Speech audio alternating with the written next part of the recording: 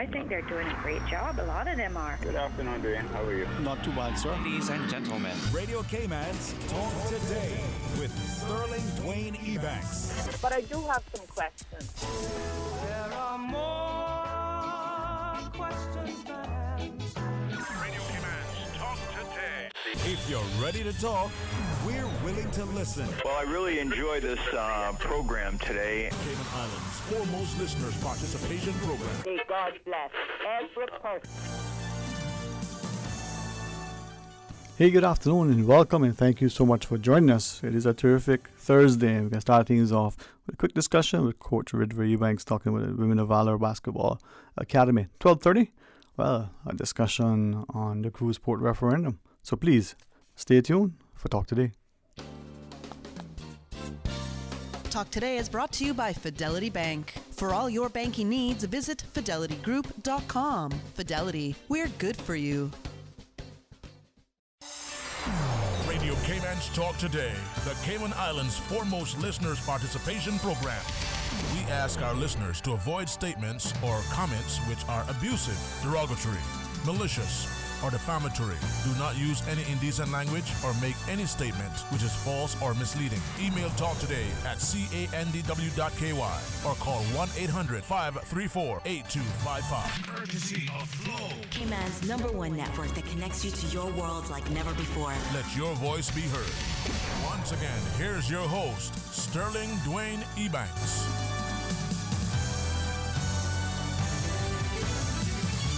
Hey, good afternoon, welcome back, and thanks so much for joining us, and thank you for your support, for encouraging, nurturing, and certainly providing opportunities for our young people. And I'm honored that Coach Dwayne Ebanks joins us.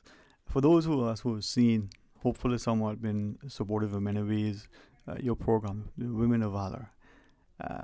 As we have a few minutes, thanks for taking time out to chat with us. For those Thanks for having me. No, man, it's a pleasure, it's an honor. I'm glad that you were able to sort of take a few minutes and step aside and share with us so people recognize that there are a lot of good things happening for our young people, and including, and sometimes in particular, our young ladies, so that we encourage them, nurture them, help them to develop both, their physical and mental, but equally get them to be poised in positions so that as they look to their professions, beyond formal education, they continue to contribute.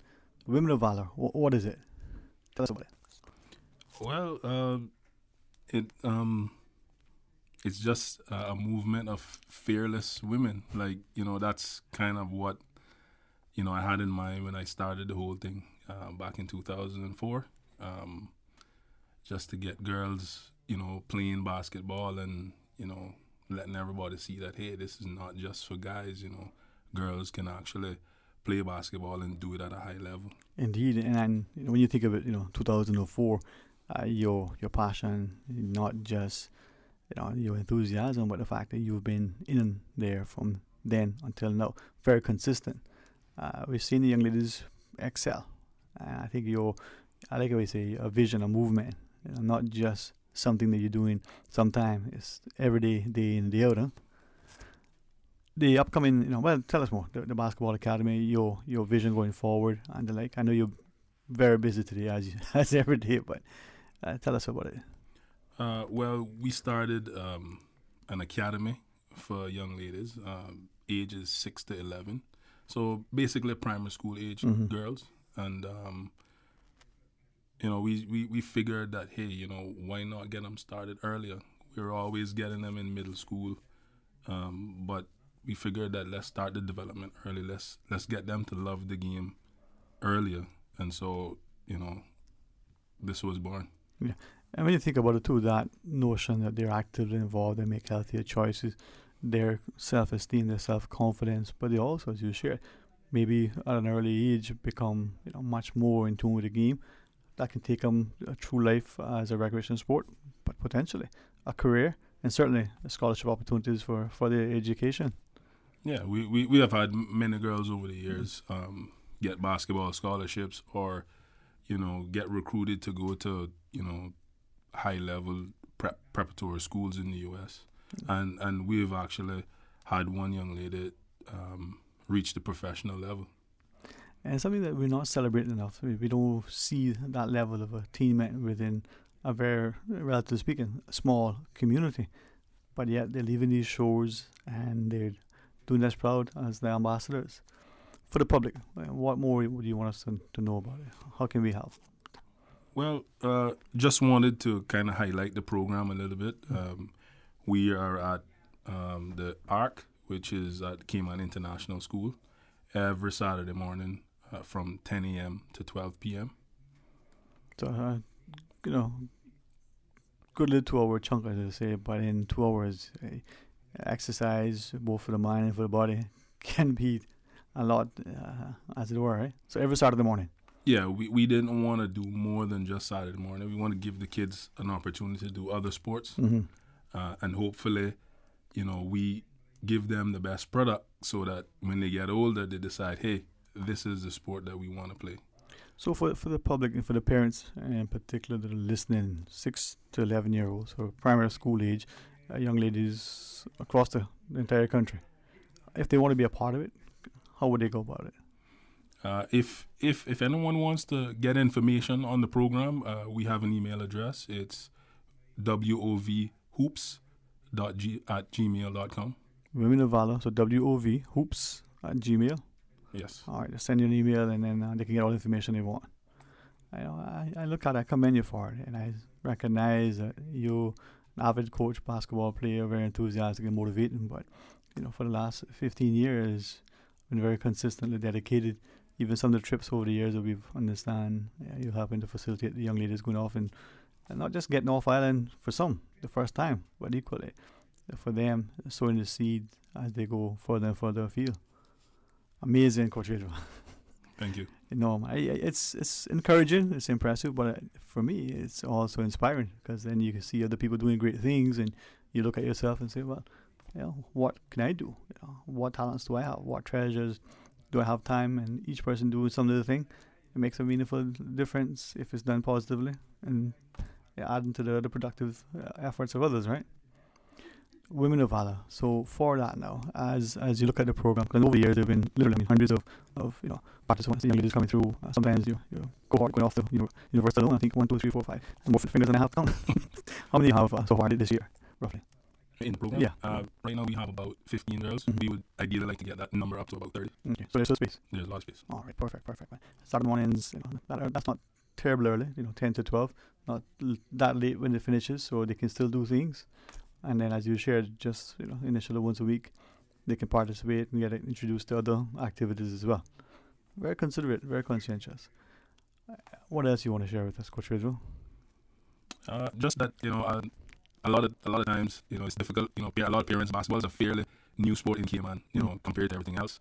Just want the parents to know that it's a fun sport. The girls get to learn a lot of things about themselves and about working with others. It's not just about putting the ball in a hoop.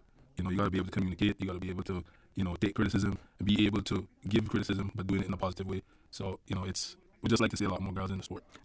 Something that I've observed about you, taking the young ladies, and some I think at home now, even though they may be off the university, they still participate. They still feel a part of the program and remember their early days, their trips. I try my best not to forget any of them. So when they're away at school, every now and then I'll send them a message. Just to find out how they're doing, things like that. I don't want that. It's Women of Valor for life. For life. You're setting an example and creating within them this ethos that they also have to now continue to give back. I know some are studying education, some are studying other areas, all intending to come back here. Who knows where they'll be in short order. But for the young ladies, that was the 6 to 11-year-olds now that you're, trying to bring into the program, their primary school. Very, very, influential years. So, as parents, we recognize how important it is to be able to put them somewhere. I commend you for it, man. A good thing. Now, for that, as I know you have to get back, and all the other activities that you have, this Saturday, as any other Saturday, 10 until midday. Yes. At the Arc at Kamanabe. So, wovhoops@gmail.com. Yes. It's the best email to... Best email. All right. Final thoughts you want to share with us? Just come out, send your daughters, and let's have some fun. Basketball is fun. I mean, who knows I could dunk, huh? No. But it's a good team sport. And as you share, you develop your individual skill, but you also learn how to appreciate the contributions of others And that translates, people may think it's a cliche, but it actually translates into other team activities in the working environment, in the classroom and elsewhere. Definitely. Thank you very much, Coach Red Ebanks. Women of Valor. So anyone who wants information, again, wovhoops@gmail.com.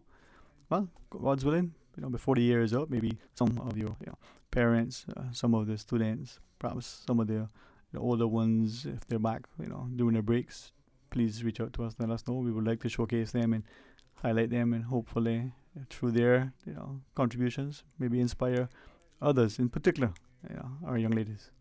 Yeah, we actually have plans to bring some of our past students in and share with everybody. Yeah, man. Well, please do, because I think we need to see that, and we don't recognize how wonderful and how so many of them are continuing to excel, not just on island but overseas, not just in university but professionally. But we don't celebrate it. We don't know enough about it as a community. One or two of us may know, but only know a little. Let's look to the examples so that we can sing like in answer to that Tribune song, "Where Are Your Heroes?" Well, we can point to them. They're right there. Coach Ridva, enjoy the rest of the afternoon. Thank you. All right. I'm going to pause and take a short break. When we come back, please rejoin us. I want to tell you about the CPR initiative, the People's Initiated Referendum, and maybe learn a lot more. So please stay tuned for Talk Today. Think about something that makes you happy. Did it make you smile? We know it did, because that's what we do at Sagicor. Put smiles on our clients' faces every day. With a large range of products to cover your family, it's no wonder most locals choose Sagicor for their life insurance needs. Serving the community for over 25 years. Let us put a smile on your face. Call your Sagicor advisor today.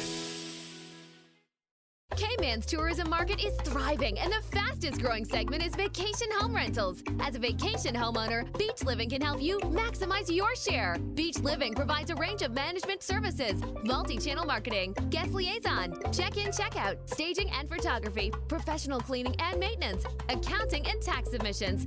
Save time and maximize your vacation rental revenue. Call Beach Living on 623-0059 or visit beachlivingci.com. King Sports Center takes pride in being more than just an ordinary gymnasium. For 14 years, their multi-purpose facility has been providing the community with a variety of sporting, recreational, and relaxation activities. King Sports Center has a bowling alley, lounge bar, multi-purpose rooms, powerhouse gym, rock climbing wall, bungee jumping, a 10,000 square foot rink, and so much more. For more information on the variety of services, call their friendly staff today at 946-5464 or email kings@candw.ky or visit www.kingsportscenter.com. King Sports Center, your one-stop shop for fitness, recreation, and relaxation. Work will soon launch Jobs Cayman, an online system that allows registered users to access job postings created by registered employers. This system offers a better approach to facilitate Caymanians in finding employment and allows employers to search for qualified and skilled Caymanians who are seeking employment. For more information on the registration process and what you need to register, visit www.worc.ky. Work, leading the pursuit of full Caymanian employment and economic prosperity for all through service excellence. Talk today. But I do have some questions. Talk today. Cayman Islands' foremost listeners participation program. Talk today. Because there are more questions than answers. What the public is saying. Waiting to take your calls right now. Sterling Dwayne Ebanks.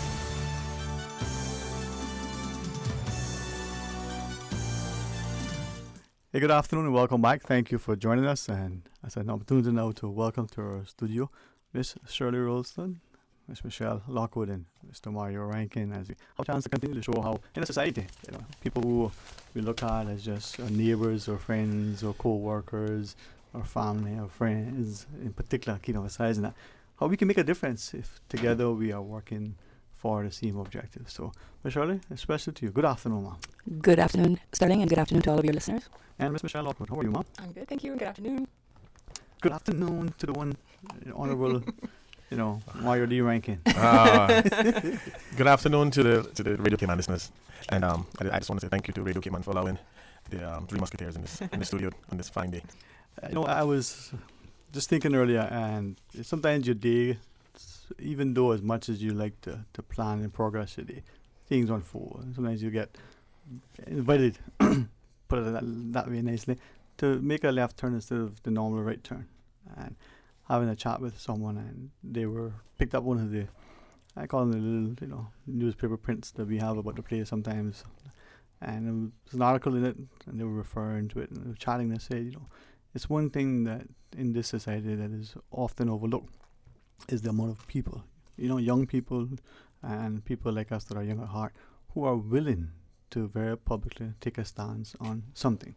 And to see that increasingly in our society is, to this gentleman's mind, is a throwback to days gone by where our ancestors did the same thing, whether it was as we celebrated, our women who championed the same equality when it comes to voting, whether it was our seafarers, and when I think of that, it's amazing to see that. But surely, pioneers, as it were.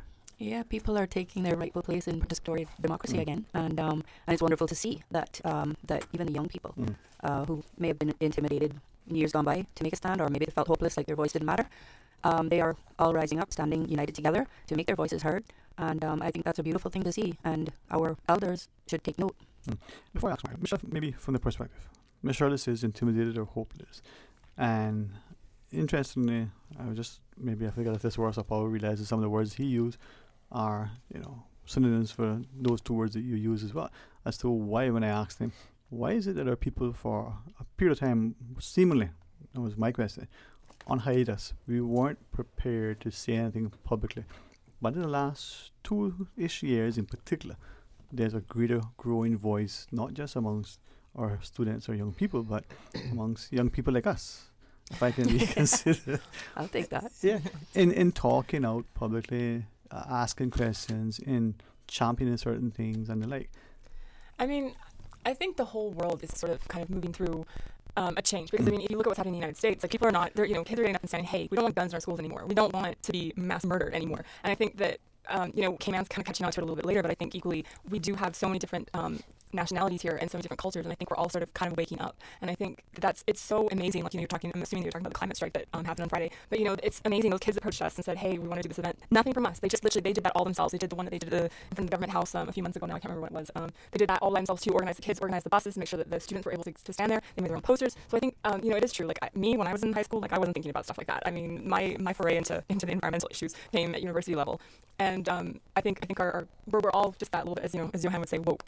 And so we're all waking up, and we're all kind of becoming much more engaged in what. And I think we're all realizing, especially the way the elections have gone the last few times, you can see that people aren't really okay with more of the same, the same status quo. We are looking for, a change in our politicians. We are looking for a change in what decisions are made for us. And I think, especially with this Constitution now, we have Section 70. We have the rights to petition in order to engage a referendum, and we've reached it. Every obstacle that we've come across, we've met and then some, and now we're there and we're ready for this referendum. No, Mario, with that, with the greatest respect to all of this, I think you're one of the few individuals who, for as long as I can recall, been a public advocate for many of these things. And is it that you're handsome? Is it that you have broad shoulders? There's some who are willing. All the above. Wow, winning endorsement from Miss Shirley. But there are some people, and if he doesn't mind me saying, people like, say, Mr. Bill Adam, the champions in our society who, whether it's environment, whether it's about pensions, whether it's about transparency, whether it's about accountability, openness, there thankfully are a few people, but not that many. Now, Mr. Bill will say, but he is, at this age and stage in life, Mr. Rankin, you are, certainly at this age and stage in life as well. Well, my own advice to Mr. Bill is that Colonel Sanders started his business at 65, so he's not too old. That's my personal opinion. But you've been a champion all along. Well, I think it's largely because of how my brain is made up, and many times I tried to separate my actions from my thoughts, but I was unable to do so. Right? So when people question what's in it for Mario or what his motives are, I've been writing articles to the newspaper from 1999, from before I had children, and it intensified after my first in 2001. And certainly, if I'm not allowed to be vocal or public or concerned about the environment that I live in and the surroundings I live in, then what's the sense of me living here? I should just pack up and leave then, right? So for me personally, it's just so that I mean, I know that my kids never pick mango seasons. I know they never go get plums on plum season. They'll never go to Smith Cove and swim on a Sunday regularly like we did because things have changed so much. People think that because we experienced those things that we were stuck in some time zone that is not desirable. The funny thing is that when you drive across places like Smith Cove on Sunday, who you see there? You see those people who want to afford those opportunities from where they were from, that has that beach filled with life and activity. But it's hard for me to comprehend why anybody would want to be against something simple as picking mangoes in mango season or enjoying the beaches that we have and wanting beaches in the mango seasons to remain the same. That's not anti-progression or anti-development or any of those things. That's just simply saying, hey, look, we can have sustainable development that still allow us to do these things. There's no reason for it. So this referendum is no longer about a port. This referendum is now all about people having an opportunity, regardless of whatever the topic is, to voice their opinion and actually have an opportunity to make that decision collectively as people in our country. So the precedent of this referendum now lies squarely on the shoulder of the government in terms of how the outcome of it is. Because if we fail at maintaining the highest level of integrity for this process, then we would have botched history. And then history is our only teacher. And we only repeat ourselves when we get it wrong. And that's the reality. So my whole push towards this referendum right now as it sits is so that our people coming up behind us is empowered to know that they have something that they can use in order to have an opportunity to have a say in whatever the outcomes or whatever the projects are in our country. Surely. Yeah, just this is a time of where Caymanians, everybody here, should be really grasping national pride and patriotism. For the smallest country in the whole of the territories to bring a people's initiated referendum, Caymanians should very, very much stand proud in that fact and be even more proud and determined to make sure that their vote is counted on referendum day, whether it's by postal ballot or by mobile voting or at the polls themselves. I would encourage every registered voter to make sure that you come out and continue this historic ride that we're on.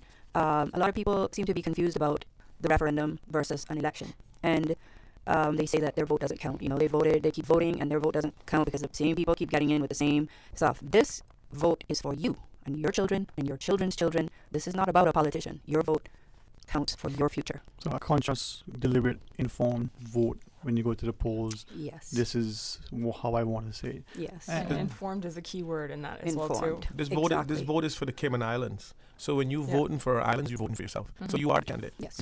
Essentially, that's what this is, because there's no face that you can put on this vote. This is the Cayman Islands. You can drop the 3 small islands, put them on the post, and say vote for me. That's what this is. After listening to you, I was thinking of the conversation with the gentleman earlier, and interesting, Mario, you referenced Smith Barker there and the like, and even swimming in Hawke's Bay. For those of us who live, say, West Bay, or who may live in East End, there are similar little places, but even us at times would find that to be a wonderful treat to be able to get into somebody's truck, more than likely, and a bunch of us come down. But for him, he was talking about up in, I say Barkas, and not Barkers, and it's not because I can't talk properly. It's Barkas, it is what right? it is. And, I was reflecting on a conversation yesterday of a elderly gentleman who hadn't visited Cayman in almost 3 decades. His family's come, he's sent his jet down with them, but he hasn't come back for whatever reason. And he was talking about, what's in a name. And as this other gentleman, totally unconnected to him, says, Barkas, okay, that's how we say it, that's what it is. But you're talking about Smith Barker there, he's saying, up in Barkas, it's this area that we would go and enjoy. And yes, there's going to be development, there's going to be all these things, but how do you balance that? Now, what if you do things in the Georgetown Harbour or in East End? How will that affect not just Grand Cayman, but potentially the sister islands? Maybe not environmentally, but maybe socially. And as I listen to you, I'm thinking, wow, I thought I was just going to figure out what's going to go on and go to the polls and mark my vote. But this is even more so, more significant, more historic. Sure. That's what you're really voting. That is exactly what you're voting for. Those experiences to continue, and for people for generations that they wouldn't understand, mango season and all these other things. I'm telling you, let me tell you something. If we had to write our history books, a large part of it would be about the social activities we had seasonal, and those are the things that we've gone away from. And again, I accept that we're in the technology age, and like what Michelle said earlier about the access to information, the idea that we're going to be told one thing by any government, not any government in particular, and then that government expects us to sit down and say, okay, well, we take your word for it. Now, information that is given to us by our government can be refuted or rebutted or mitigated by simply hitting the stroke of a key and say, hey, is this actually the case? What are the repercussions for putting this in place? And it all boils back down to the reason for this petition, where all concerned citizens, people who hold Cayman near and dear to their heart, are seeing something that is being pushed and rushed. So therefore, we started to ask reasonable questions, and those questions weren't answered. So then all that did was snowball effect all the way down to, well, okay, well, if we never answer questions, we're going to have to exercise our democratic right given to us in Section 70 of the 2009 Reform Constitution. Now that we're at the point where we actually have a referendum is about to happen in the country, I suppose the government get on board, because you think that elected arm of government would want to get on board with the consensus of the people, because there's no longer a few voices in the shadows. This is 6,000 strong who have voiced their opinion. So you think that on election day, you see how campaigns rally around communities and go into communities to reach out with their dirty politics and their refrigerators and all those things. You think that same emphasis would have been now put into those 6,000 people to say, hey, you know what? At first, we didn't give it much merit. Now that you guys have proven that, this is the mandate of the people, maybe we need to get in line with the people, because you're certainly in line every 4 years with the people, regardless of whatever their needs are. Whether you want a light pole in your district, whether you want a stop sign, or you want your potholes fixed. You're all saying yes, yes, yes, yes to those things. But now you can't even get behind the idea that the consensus of the Cayman Islands, by constitution order, has now voiced their opinion strong enough to trigger a referendum. The first time ever in the whole entire Commonwealth. That should speak volumes on the inability for the government to rally around its people. Well, with that, let's just pause and take a break. When we come back, continue the discussion. The phone lines are there if you want to join in. Please stay tuned for Talk Today.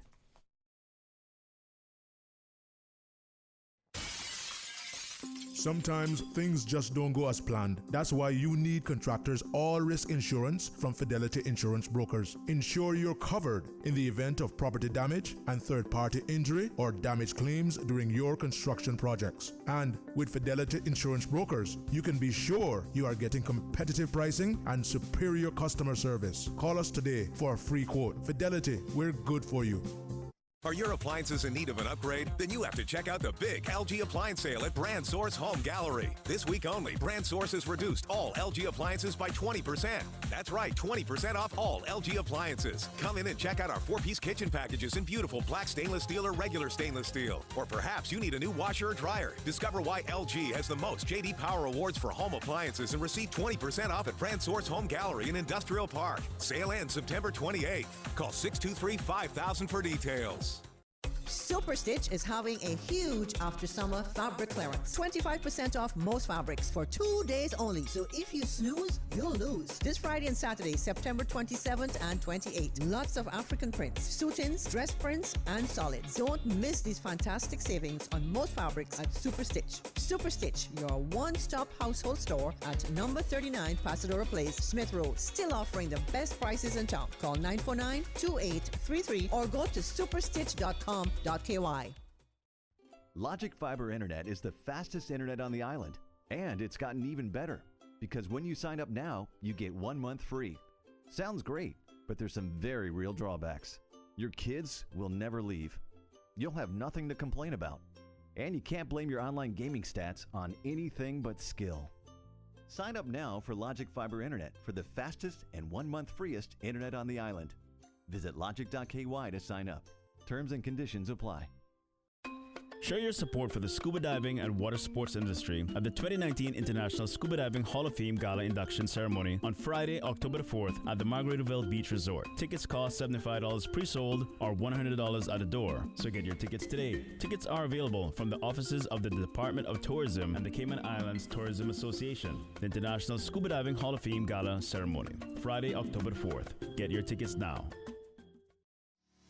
Dress up or dress down in pink for the Lions Club of Tropical Gardens Breast Cancer Awareness Month Dress Pink Day on October 25th. Get your pink items at the Lions Club of Tropical Gardens Pink Shop in Elizabethan Square, which will be open daily from 11 a.m. to 4 p.m. Pink items include t-shirts, polo shirts, hair accessories, caps, and lapel pins. Funds raised from the sale of the pink items go towards paying for mammogram screenings. The Pink Shop is located in the front of Elizabethan Square, facing Shedden Road. Dress pink with the Lions Club of Tropical Gardens on Friday, October 25th. Talk today. But I do have some questions. Talk today. Cayman Islands' foremost listeners participation program. Talk today. Because there are more questions than answers. What the public is saying. Waiting to take your calls right now. Sterling Dwayne Ebanks.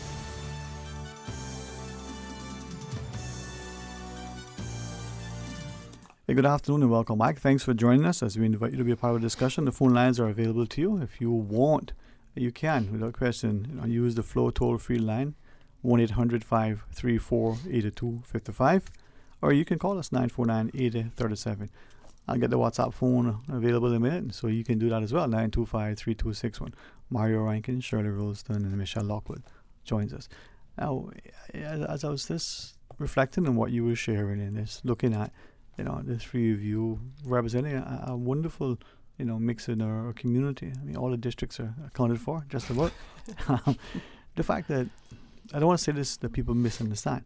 Ordinary people, not appointed to any particular board or position, not just regular people have come together and really gel with respect to what we would like in terms of a say. I think that speaks volumes, I think, Mr. Rankin, from what you shared. Not heavily funded, not some politically organized action group that you see in other jurisdictions that are able to, maybe some would criticize it, but it took you a while, but these are ordinary people going about their ordinary lives, making an extraordinary difference. Well, certainly this organization stands on the foundation of actions like Ms. Georgette, Mr. Orman Pannon, people and our men who went to sea. I find it really hard to digest that we've come from a group of people who went to sea with a third grade education and some with none, who were just regular laborers on the ship and came back as captains and engineers and head chefs and all these different things, to get to a point in our society where when a company or a group of people see Caymanians, they look at us with this misconceived idea that we're lazy and don't want to work. And the minute that we express ourselves, we're criticized as to what our motives are, why are we in it, what color are you? I mean, we've had politicians sit in this radio station and laugh at us. We've had people call in here and accuse Michelle of being foreigner because of how she's sounding and how she looks. She's a Georgetown. That's okay. So I think that it's such a cross section of people who just don't clearly understand what it's all about. We're talking about a cruise berthing facility that could drastically affect not only our environment but our overall tourism product. And I don't understand for the life of me, why are we not having a reasonable conversation? Why is the government not wanting to have a reasonable conversation as to what the potential risk and all of the different... Yeah, we know that there's a potential growth in our tourism product. We know that there's a potential growth on the economic side in terms of dollars and cents. But you got to remember, Sterling, it all boils back down to what price are we willing to pay? What risk are we willing to take? What are we willing to trade off for these numbers? You look at the article that was in the paper, and I have to go back to that article that came out in the Wednesday paper yesterday. And it's funny how the CEO of Royal Caribbean recognized that there's an infrastructure problem, that he sympathizes with us, and then he cut it short and went straight back into, the visitation increase will drive up the numbers for on tax, on head tax and tourist spend. And I'm saying to myself, he basically said in that sentence that, yeah, okay, I agree that you're going to have some issues with your environment and your infrastructure, but you're going to have some extra cash to deal with that. So it goes back down to my age-old question I've always asked. How many out of your 5 children you're willing to sell to make sure the other 4 are good? Yeah. Do you all weather the storm, or do you sacrifice one to come out of it? And that's where the meat on the bone, and that's where the nuts and bolts come in. Because at the end of the day, I got 10 fingers, and whereas I might be able to live a good life with 9, I don't think I'm willing to give up 1 for no reason at all, or so that, I can add an extra year on my life. The argument about increase in revenues and increase of jobs is all fine and good. That may be the case, but at what expense? What are we trading off for those things? Is what we trading off more valuable or less valuable than those things? That's where the discussion needs to be directed. Yeah. Because we could talk dollars and cents all we want. Can you imagine they actually use the term head tax in this article? Because for me, the head tax is the sovereignty of the state, of the country. And you telling me that we're willing to give up our sovereignty, our head tax of our port for 25 plus years. And then this article, you can tell that this article, whoever the head of Royal weren't fully briefed on the new press releases by our government. I'll tell you why, because he spoke about Dublin cargo in this, and the government has pulled back on that in their last press release. Yeah. So he clearly isn't on the same page with the government. And one of the main things that I'm concerned about in this is his promise of increasing our passengers by 40% to 2.5 million.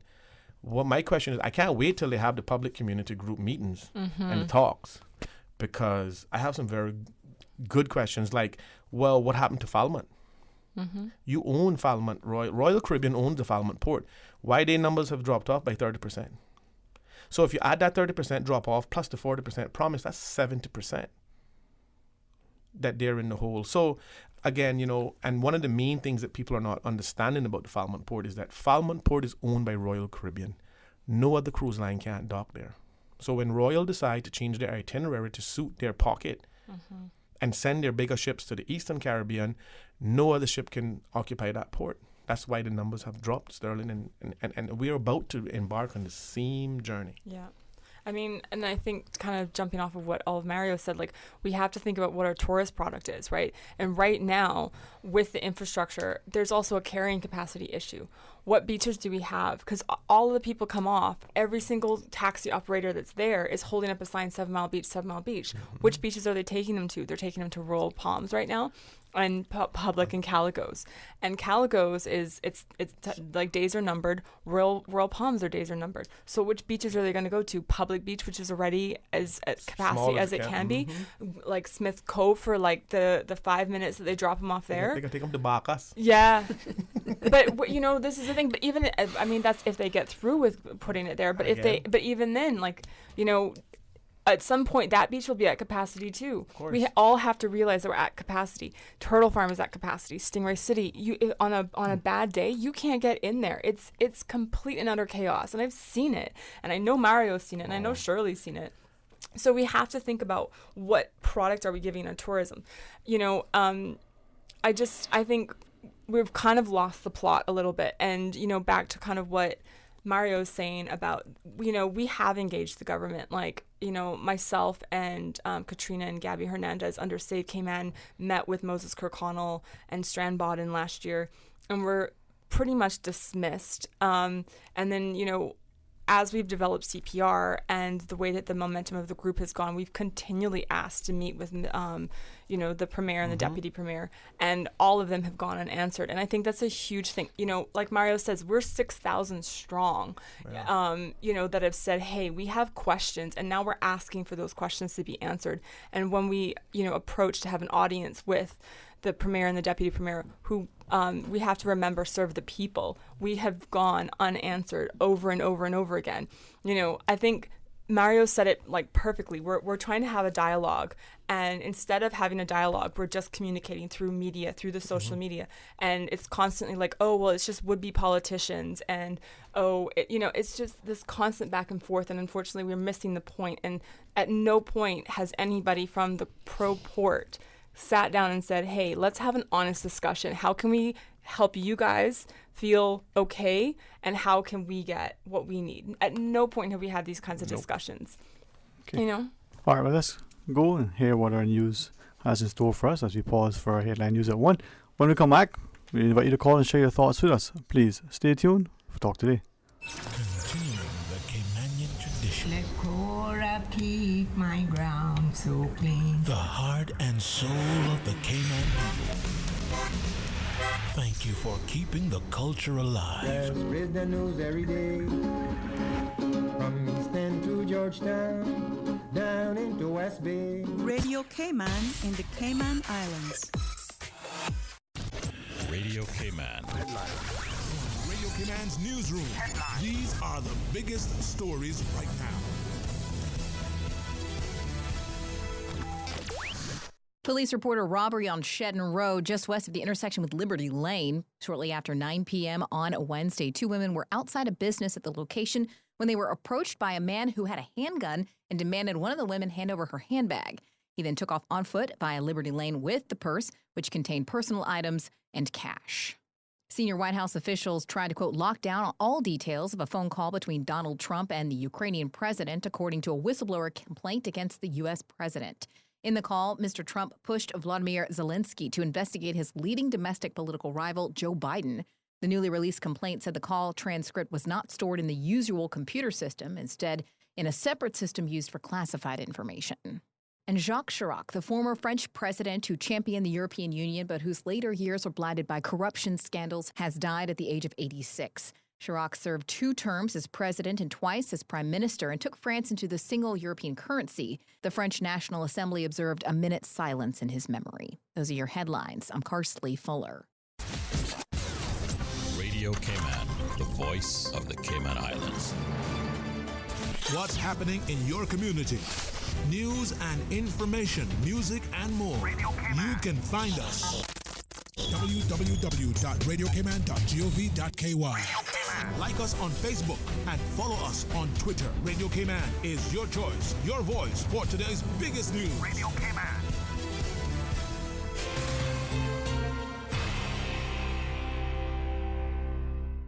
Talk today.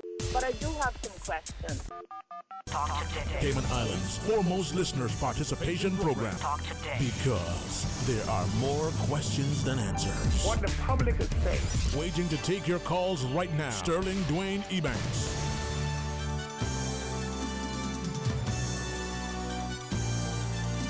Hey, good afternoon and welcome back to Talk Today, as we invite you to not only listen in, but certainly contribute, share your thoughts. There may be a question you want to ask.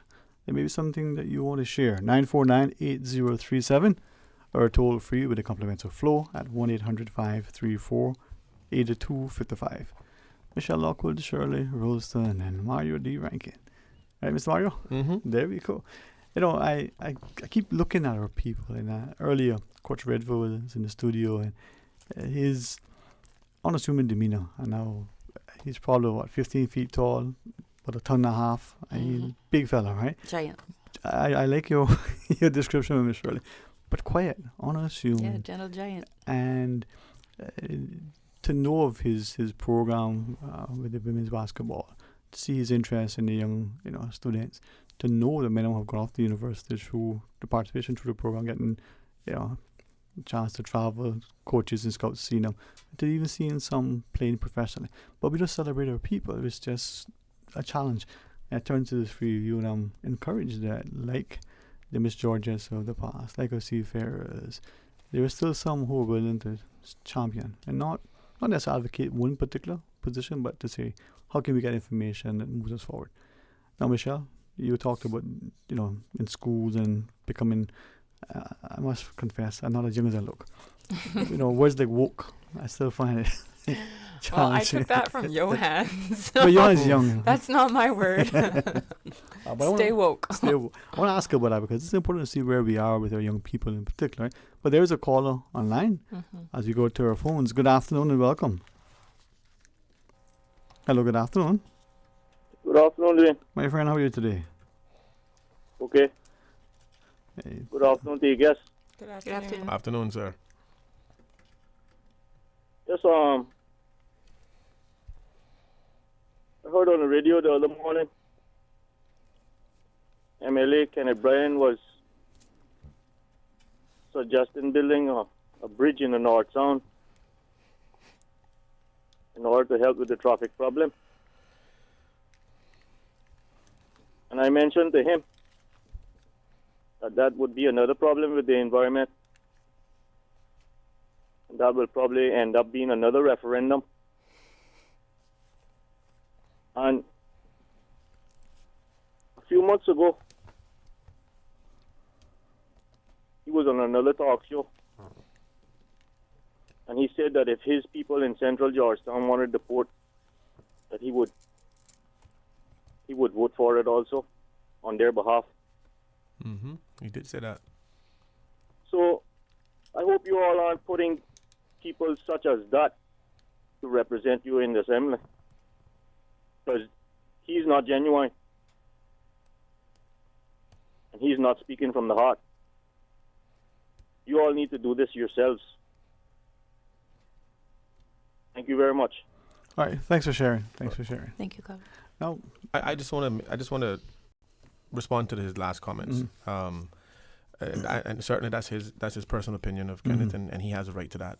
But I just want to make it clear to him that Kenneth is not a part of CPR, and Kenneth is not a proponent or someone who we've put in the forefront to campaign or represent. He said it very clearly. He's there to represent his constituency, and I can't say that from a political standpoint I see anything wrong with that. That's his prerogative, and I think that Kenneth have repeatedly and consistently said that he would go whatever his constituency, and I can't particularly sit here and criticize Kenneth for it. But again, that's Kenneth's prerogative. So I just want to make it clear to the listening public that where Kenneth has done a lot to help this organization, and helped us move the petition in the right direction.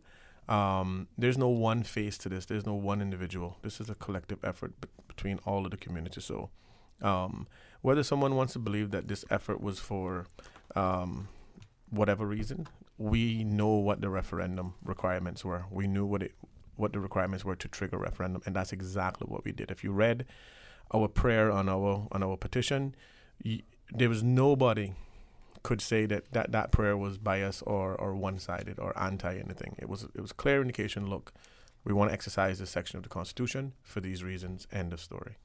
And that's what it was. And I think that's the thing that it's commendable. I mean, surely you, like many, have shared it, historical undertaking. And when I was listening to it, as you shared, looking at some of the different people from all sort of facets of life across all the electoral districts, as it were, different ages and ethnicities and all the things, who were saying, let's be a part of this now. Maybe there are statisticians who could give us a better, computation analysis of it. But if you take 6,000 people of a population of 60,000, and then of that, you got 20,000 roughly who can vote, and then you start to break it down. That 6,000 isn't 10% or isn't 50%. It may be closer to 90%, depending on how you break it down and take out different subsets who probably can't, won't, or are reluctant to publicly show a face. So it's telling to see how it's plays out. But again, people may spin it a different way. From now though, where do we go from here? Because as you understand, where do we go from here? Well, I think that from this point on, obviously, it's in the hands of the cabinet in terms of timing of the referendum and the question on the referendum. Certainly, we would want to think at this particular point, after the demonstration and the exercise of the petition, that the government would be very mindful in terms of what the question is, and it should be pertaining to what the petition was about. So I'm going to give the government the benefit of the doubt and not say anything prior to them coming out with what the suggested question should be, because I don't want to go here and assume that they're going to say something that's that's biased or one-sided, and that may not be the case. So obviously, this is the one time that you'd ever hear me say that I would wait to be reactive before I say something, because again, give the government the benefit of the doubt. I think that they have a clear mandate demonstrated by all of us and the people that signed the petition, that this is our concern. So hopefully that they would see the value in that and word the question in a non-biased way that is pointed towards the issue at hand and why the petition was called. So for clarity, for those who may not quite sure, it is now for the government to A, design the question or word the question, and then B, decide what date this thing will transpire. Yeah. Correct. And okay. I mean, for us, I think we feel that before the date is set, or at least if the date is set, we're hoping that it's going to be at least 10 weeks, which I think was the precedent set by the one man or one person, one vote. We want a lot of information to be released, because I think, they keep saying a lot of misinformation is being circulated by our group, but I don't think at any point any of us has circulated misinformation. All I have ever done, and I know I've heard Mario talk at different meetings, all we have ever done is ask questions. Yeah. And one of that is, and I appreciate that McAlpine had put in the application for geotechnical studies, but we want to see an updated EIA statement. We want to see an updated business case, because all of the data that they're relying on was stuff that was done in 2015. We're now in 2019. Realistically, this is moving into 2020. So this is already 5 years old, this report. Yeah. And we need updated information from that. We need to have all of the facts, understand all of what is on the table with the preferred bidder, and we need to be able to make those decisions and properly be informed, not only by our group, but also by the government. I want to hear what the government has to say, or what the cruise lines have to say about what they think, because we need to be able to have that information to be able to go into those polls, whatever date it is that's set, and properly make an informed and correct decision. Well, as I listened to one gentleman this morning as we were chatting, he sort of, to your point, his analogy is that as a businessman who has an ongoing relationship with his bank, yes, there are funds in the account, yes, there's it's operating in order, but ever so often the bank requires of him certain information. And certainly when he is asking the bank for a new facility, he wants to increase his loan, he wants to get a new loan, they will want new information, even though they can see, they know, but maybe in their minds it's been 5 years, maybe it's only been 3 years, maybe they're aware that there's a new director appointed or a new employee hired, or they want some new information. So I mean, even down to what the actual design was in 2015 has changed, and they've even said that they don't have a final design as yet until they conduct the geotechnical studies. So I'm sorry, but we need to know that. We need to understand what is at stake. Right now for me, and I'm always going to be that green person, the environmentalist, but for me, it's all about the water. It's all about the quality of life in our sea. We're destroying 15 acres of coral reef. And I'm sorry, that's not nothing, because, Mario and Shirley and I were talking about fishing, and that's a pastime that all Caymanians enjoy. Well, or at least most Caymanians enjoy. The coral reef is where things start. This is the life that precedes, that activity that Caymanians enjoy. So we all have to understand what's at stake. It's not just, we want to keep it pretty because, tourists like to look at it and take pictures of it. It has nothing to do with that for me. I do appreciate the beauty of it, but I appreciate the beauty of it because it provides something for me, including, a buffer for storm surge. And that's another thing that we're at least for me, I'm personally very concerned about, because now we're talking about possibly changing the wave direction, the sediment that's going to go on the coral, the potential with, and look at the hurricanes that we've had. We've already had Hurricane Dorian, devastate the Bahamas this year. And every year, I think we can tell of some place that has been hit by Irma, Maria, us with Ivan, Paloma. We've always had these massive hurricanes. What are the plans in order to make sure that we're properly protected in a storm? And that includes the fact that there's a storm barrier. The best barrier ever. Yeah, it's the same thing with the mangroves. And these are questions that aren't being answered. They're just dismissing the notion that, like I said, the coral reefs are just pretty to look at, and people like taking pictures of them. It has nothing to do with that. At least for me, I appreciate it for all that it provides for our island. From that perspective, Ms. Shirley, we're seeing individuals in particular sort of get caught up into a discussion that seems to be at times vitriolic, seems to be ill-informed, and, for want of a better word, takes us on a path that isn't productive. How do we get to a page where we're able to say, listen, as Mario shared, this is not just about now, this is about future generations, when even if some of us who live to be 150, we're going to pass at some point. Those that come after are going to have to deal with it. There's so much involved in this thing. I mean, the $10 million that's going to be allocated to repatriate corals to a different location. Yeah. Good term.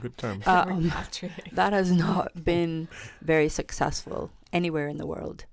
So $10 million we can basically say is going to be wasted, flushed down the toilet. I'm not even going to say down the drain. I'm going to say $10 million will basically be wasted. There are a lot of Caymanians that could use $10 million if the government wants to waste that, trying to prove that they're trying to do something. Well, somebody said, if you take the number of voters and divide that 10 million by and give each one, Well, you know what? There's a lot of medical debt of our elders and our mental health facility. Poor citizens. Debt was forgiven for not paying your car tax and whatever. Yes, I completely agree with that. Which, I mean, really, those are capable people of working that have maybe just gone to the bar a few times or gone to the cinema or taken a trip instead of paying their car insurance or whatever. When it comes to your health and you can't go to the hospital and get treated without paying your bill right then and there, these are stresses on our people that are really not necessary. We should be doing something more with that $10 million than basically destroying our corals in the pretense that they're going to make another reef somewhere and everything is going to be fine. I guarantee you 90% of the Caymanian people right now that have debt at the hospital or need help to pay 1 month of their mortgage because their boss didn't have the money to pay them. They would love to be able to sleep at night knowing that they got a little bit of help, not a constant handout, because I don't believe that we should, for lack of a better phrase, dumb our people down to where they're just totally dependent on the government all the time. But when we're one of the wealthiest countries in the world, we also have the highest cost of living, and our people are suffering. You see it every single day. I am sure that many, many people would side with the fact of helping those who are disenfranchised. And I mean, how long has it been now that we've been talking about a mental health facility? It's supposed to be happening, but it hasn't happened yet. How many years have we been talking about fixing the landfill? It hasn't happened yet. How many years have we been talking about the port? The port is one thing that works, and it works well. It could have a few improvements. I give you that.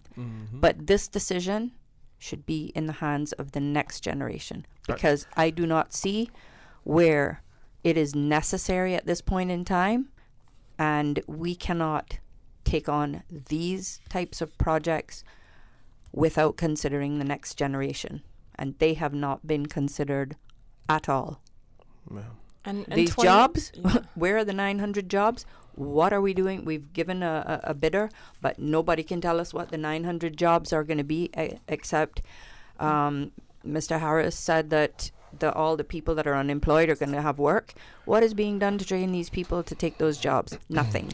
So people need to wake up, stay alert, and stop believing everything that is said just because government says it.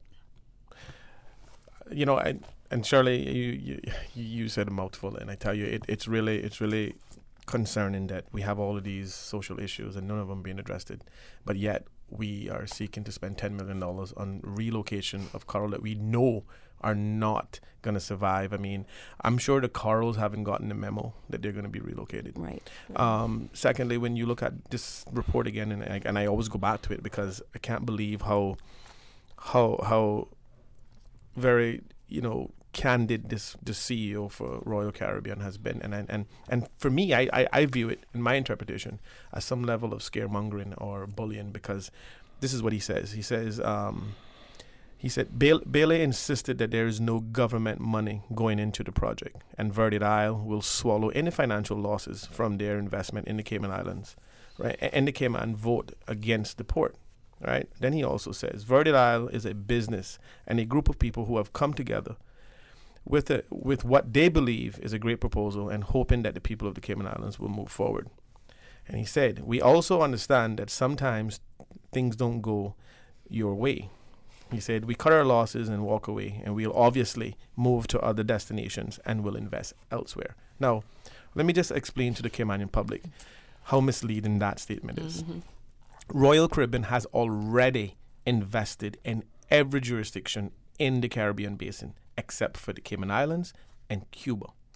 The reason why they're not in Cuba is for obvious reasons. It's a communist country, they control their own destiny, and they dictate who comes and goes in their country.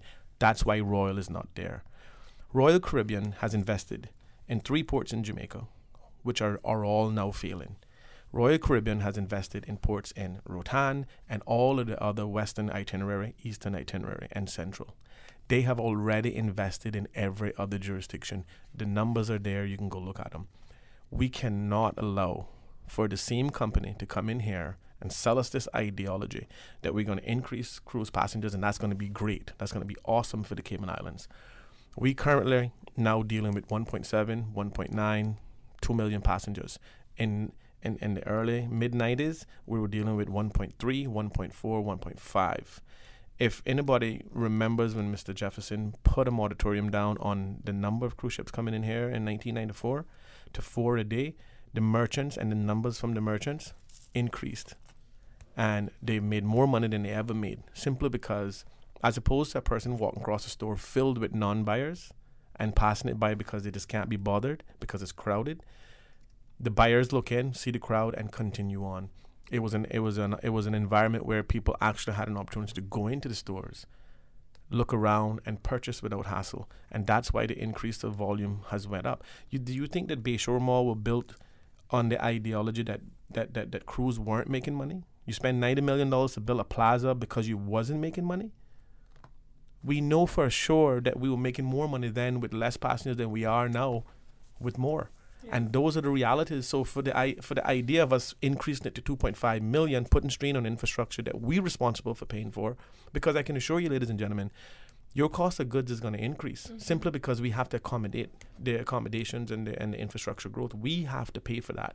Where in this entire article on this front page and then goes into page 7, where on this entire article that it says that Royal Caribbean will be somewhat responsible for the infrastructure growth and the financial costs that the country have to bear on that? So if Royal Caribbean or any cruise line was in the best interest of the Cayman Islands, this would be a holistic approach.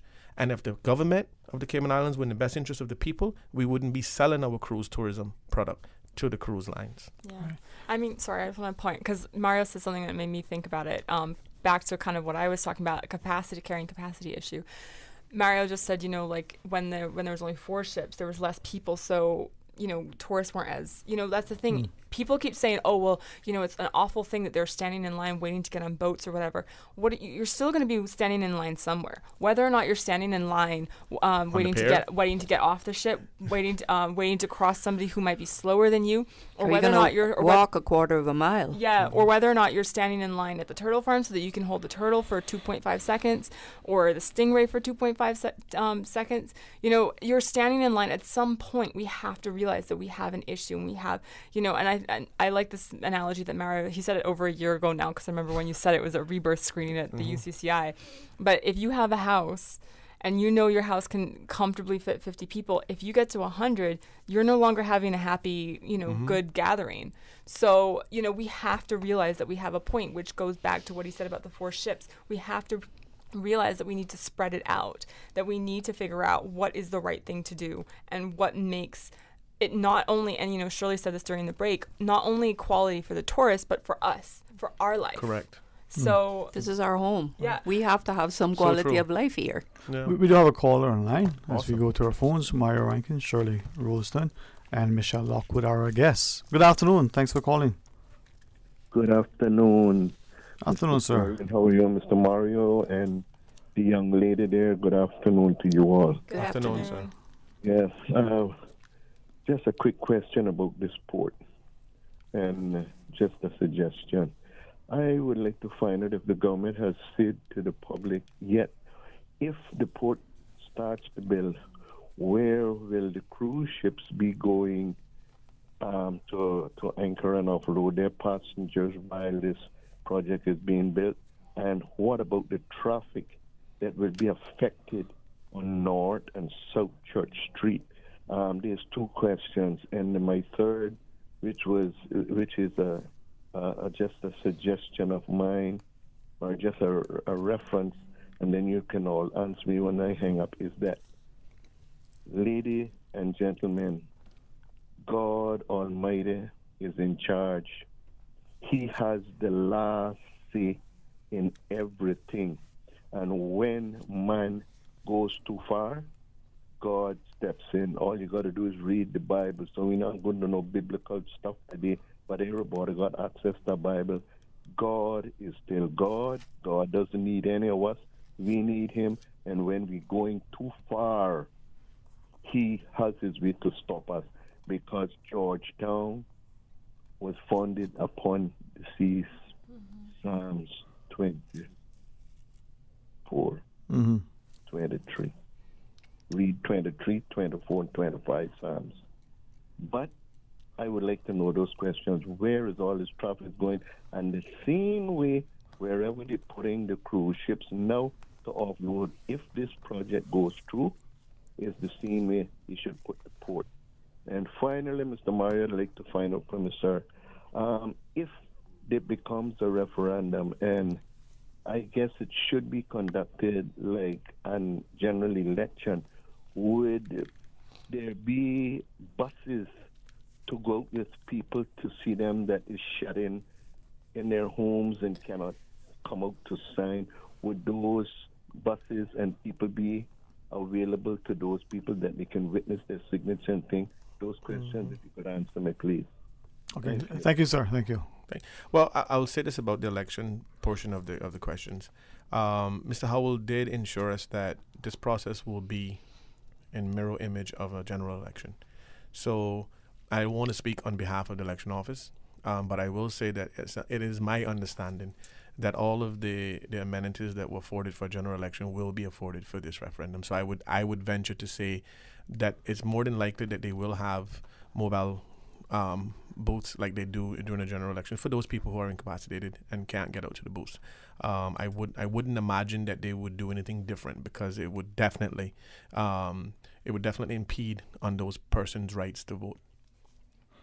Well, and we should call. I mean, if you want me to answer the rest, by all means. Well, that's a very good question, Mr. George, in terms of what are the alternative plans for ships coming in during the construction period. However, I do know that there are means and ways of operating on one side of the pier while they're using the other side, and then we have spots as an alternative. So if weather permits on spots, I'm 100% sure that they'll be using that location to disperse some ships. And I think that only two at a time. Yeah, and I know that you have the South North and the Royal Watler Terminal that they currently use. So I'm assuming, and again, I don't want to speak out of turn, but here's how I see it, that during the construction period, it's not going to be in the entire area of the port. So I'm sure they're going to be able to still use portions of the port, because obviously we're going to still have to have cargo coming in, right? So whatever methodology they use have to consist of the accessibility to the port in and out of the work area.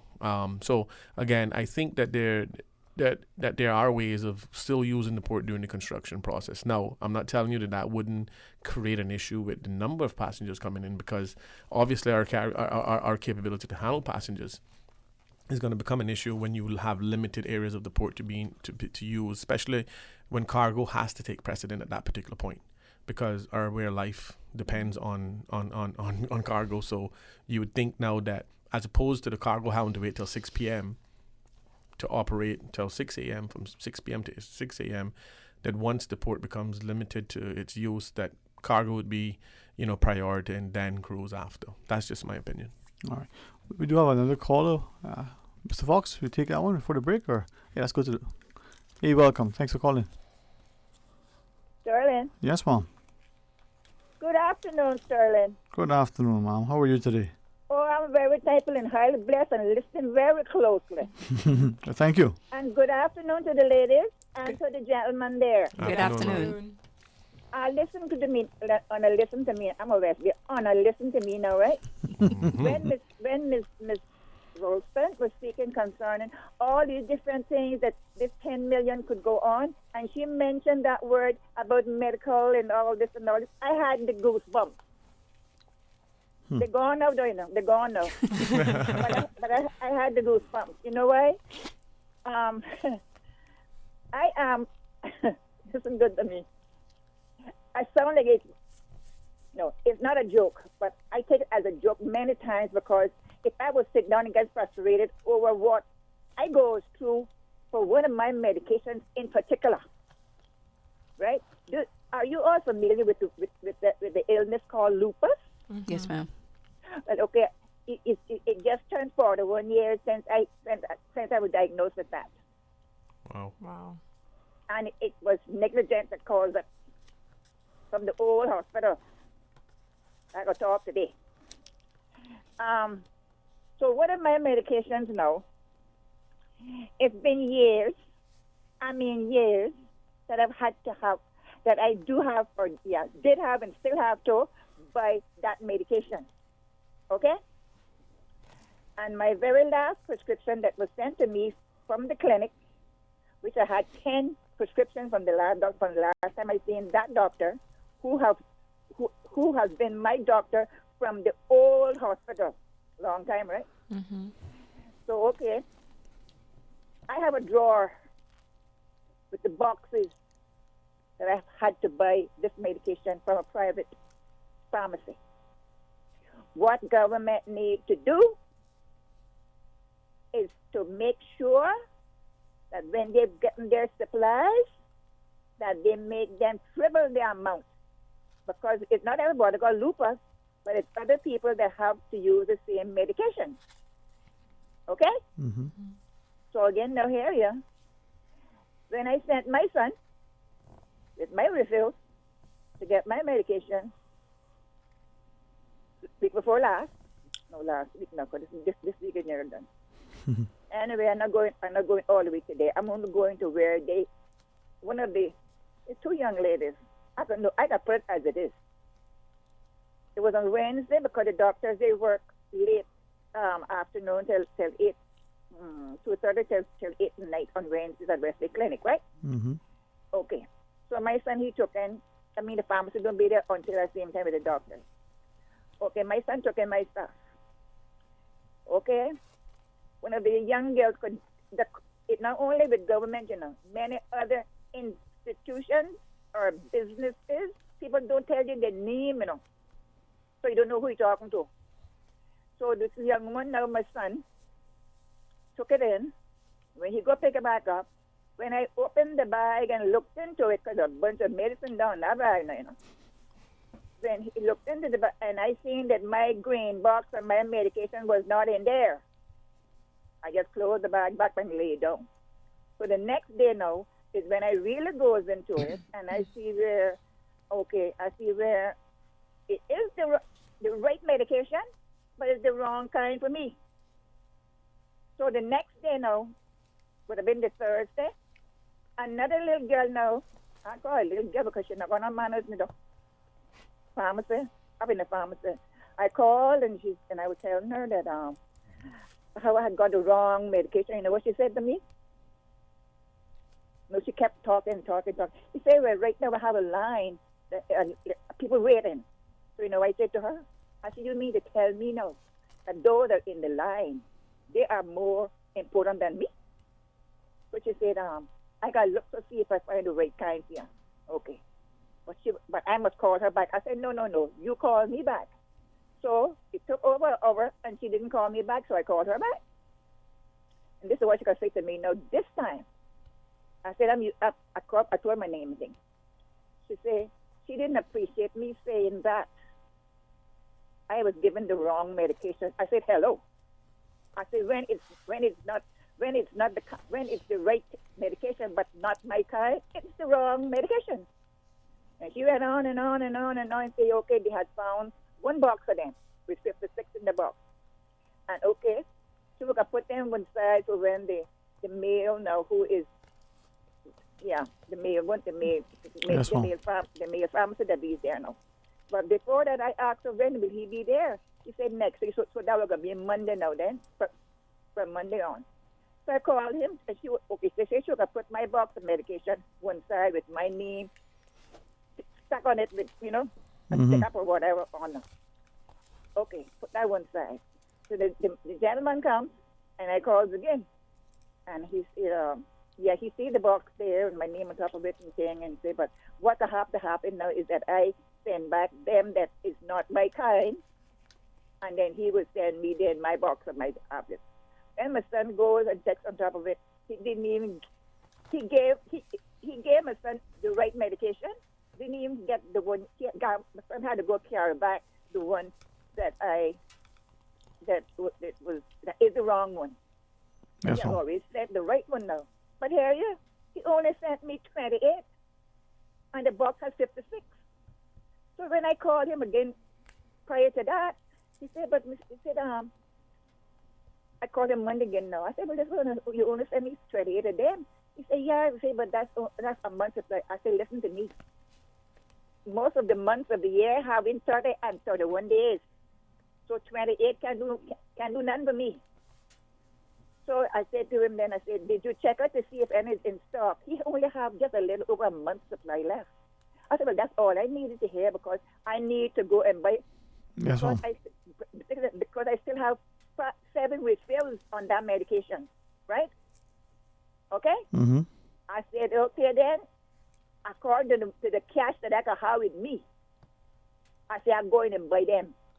7 refills. Depends on the expiration date that pharmacy have.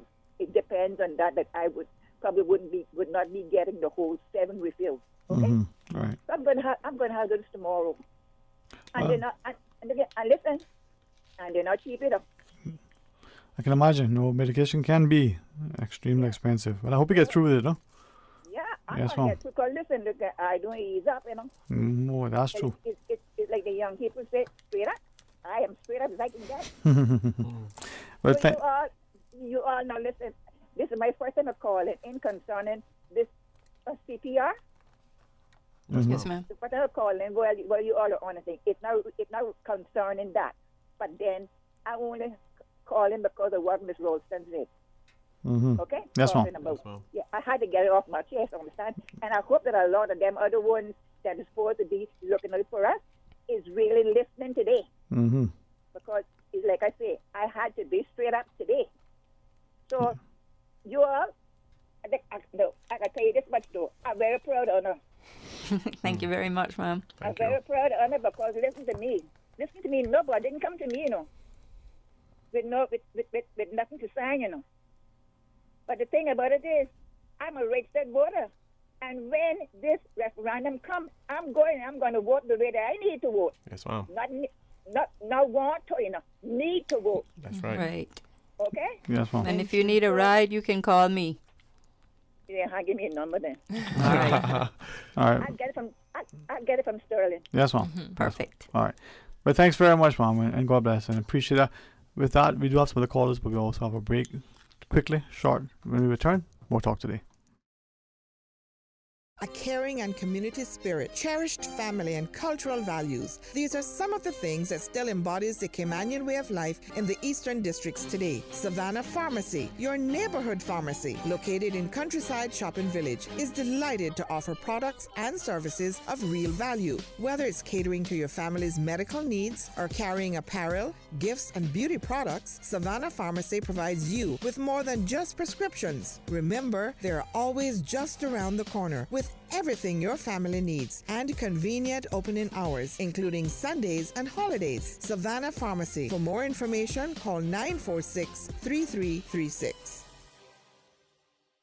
We at The Wharf have the only multi-purpose conference room in Cayman, providing high-speed internet and all state-of-the-art audio and visual, and are now open and ready for your meetings and events. Multiple wireless microphones and Dolby surround speakers make your presentations on the giant screen clear and interactive. Imagine your meetings with a view, a full bar and kitchen on site where all your needs are cared for, just a few steps away from the Caribbean Sea. All F&B will be customized to your preference. Call 949-2231 or email info@wharf.ky to start planning your waterfront meeting now.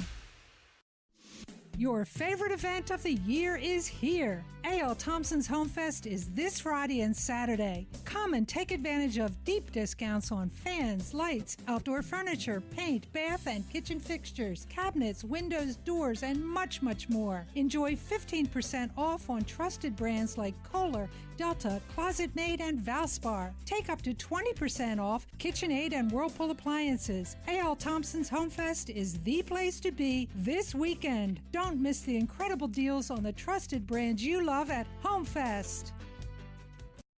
Are you a natural performer? Can you sing, dance, or play an instrument? Are you known as a gifted comedian? Older persons who can do a star turn are invited to call the Department of Children and Family Services on 949-0290 today. Sign up by Monday, 30th of September to be one of the acts to perform in next month's big stage event on the 10th of October at the Hartwell Theatre during Older Persons Month.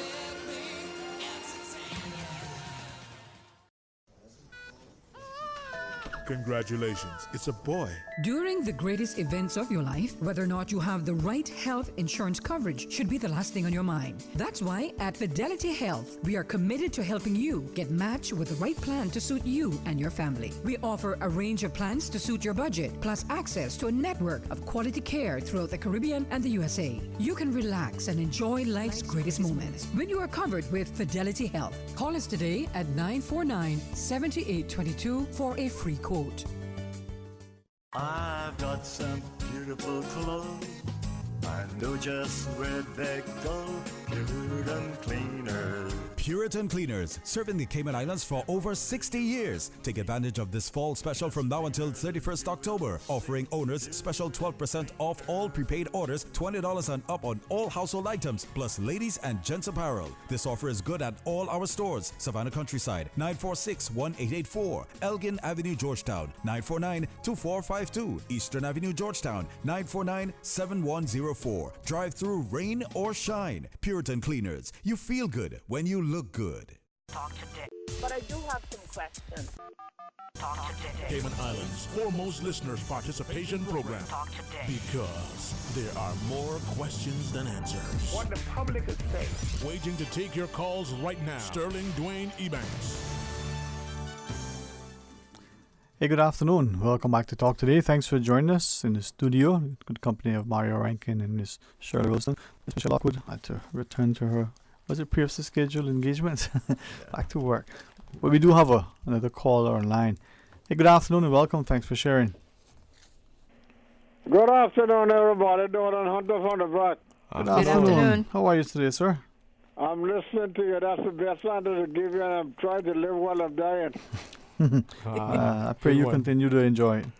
So you can't say I didn't tell you the truth. Yes, sir. Listen, I'm going to have two things to say, but I don't want nobody to take it in any way towards them, okay? Yes, sir. First thing I want to say, if they don't want the government put the dock down, they try and encourage them to put one up here so one cruise ship can come even twice a week. We suggested that. I work on that for you. You got my support. Yeah, I heard that long time from many other ones. Ben? Yes, sir. Yes, sir. And you I thought you had gone. No. We're waiting on the second one? Yeah. Oh, yeah. What you said, double Duffy there? Duffy? Yeah, well, I had them around here. They threatened me all the time, so that's nothing because I don't like smoking. Gee. That's a good one. What I'm trying to say, at least get one up here, even though they carry 1,000 or 1,500, and make the people know it will be done. Get the dock going, and you'll have people start more restaurants or smaller stores up here to get something going for this place. I agree. It's going dead. Exactly. I agree with you, number one. I agree 100%. Cayman Brack is a dead place.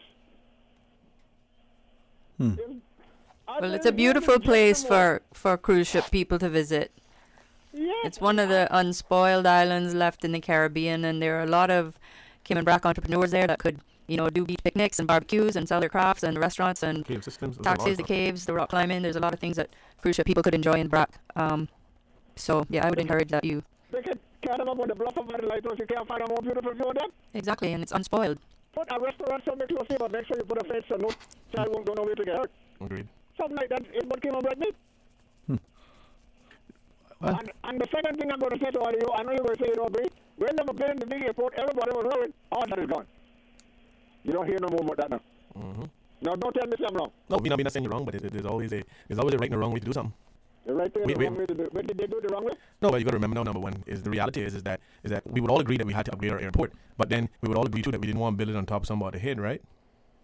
So did you build it on top of the governor's head? Well, not literally, but you have to understand now is that the difference between the airport and the port is that we're not currently experiencing any declines in our cruise tourism. I understand that. I heard already. Yeah, so it's always about a matter of information. And when they were redeveloping the airport, when Mr. Jim and them were doing that, of course you probably had some reasonable concerns, and I think that those things might have been met while they went forward. And you're not going to please everyone moving forward, but what we have to understand too is that even back then in the 80s when they redeveloped the airport, it had its own issues. Look here in 2019, we redeveloped it, and we still didn't get it right. We had McAlpine, who's now part of the Verde Isle Group, who knew very well that we didn't have hurricane-proof windows in the 2019 model, but yet agreed to sign a contract and move forward until somebody brought it to their attention. Then it cost us $15 million in overruns. So again, whereas we would all agree that we had to advance and upgrade our airport, but we want to make sure that we do it right and we do it with the best possible resources and engineering, and make sure that we don't go into all these overruns that cost the people of the country. I hear you, Chief Engineer. I said times are changing. Everything is going to change. They're not going to keep everything the way it is. I'm sorry. Not even the clouds look the same way.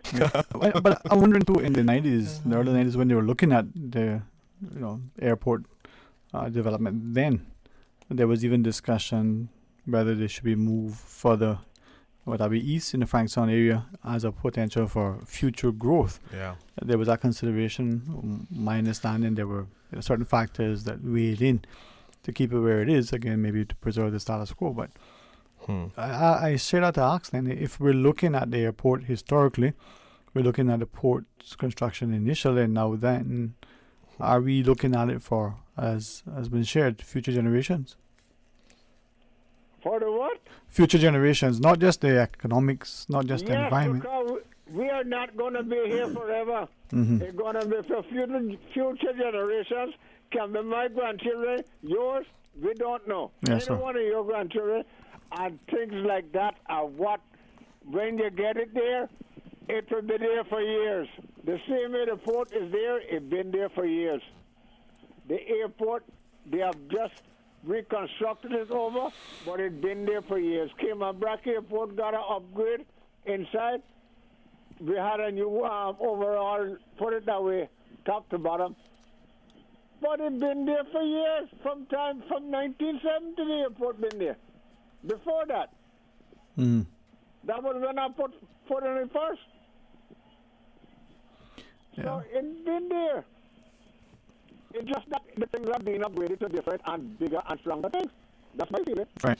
Anyway, I'm sorry if I hope I didn't make anybody feel bad this evening. No, absolutely not. Not at all, sir. Not at all. Thanks for sharing us with us, All right, but thank you for the time, and you all have a good evening and a good night. You too, sir. You too, sir. We're working on our port for the Brac. You just hold tight. Yeah, I'm holding tight for the back. Who else going to do it? All the best, sir. Bye. Take care. We do have another caller. Welcome. Good afternoon. Thank you for calling. Yes, thank you. Good afternoon to everybody, and I'd like to congratulate the CPR group for continuing to fight the good fight and all their efforts to try to save the Georgetown Harbour and everything else. Thank you and good afternoon. Afternoon. Now, who can believe that the Cayman Islands government and the people of the Cayman Islands will not be paying for the birthing facilities? Now, how I see it, it looks like the money is going from the left hand into the right hand. We are not going to get that revenue because the revenue that we would get is what they're going to use to build the birthing facilities with. So what is that if we are not paying for it? Exactly. Same thing. I mean, we need to make people understand that. I don't know who they think is so stupid, but they can't fool me. Yeah, you're right.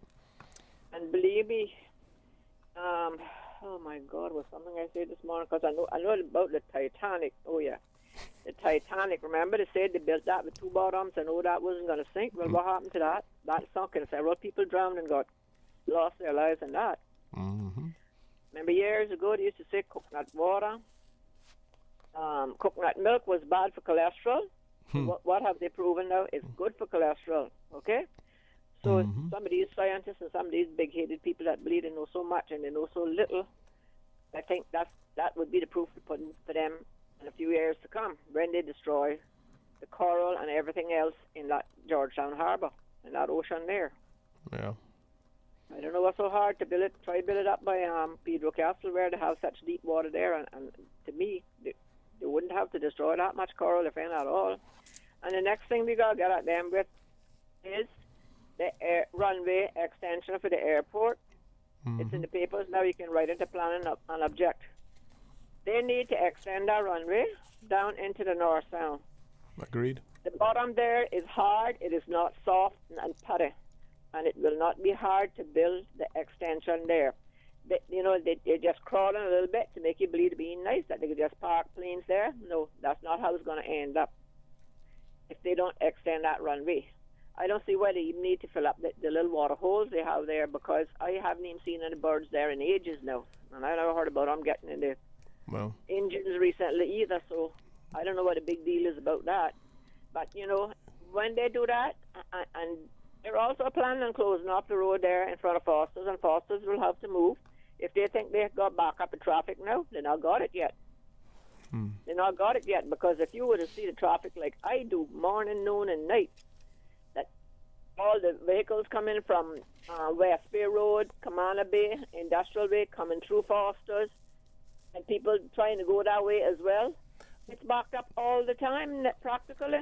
Well, and talking about building two new roads, what a nice thing to try to comfort people. Who wouldn't trust you to believe that if they build two new roads, like Shamrock Road or wherever it's at the plan and put it there, that's going to solve the traffic problem. When they want to solve the traffic problem, the bit needs to be solved.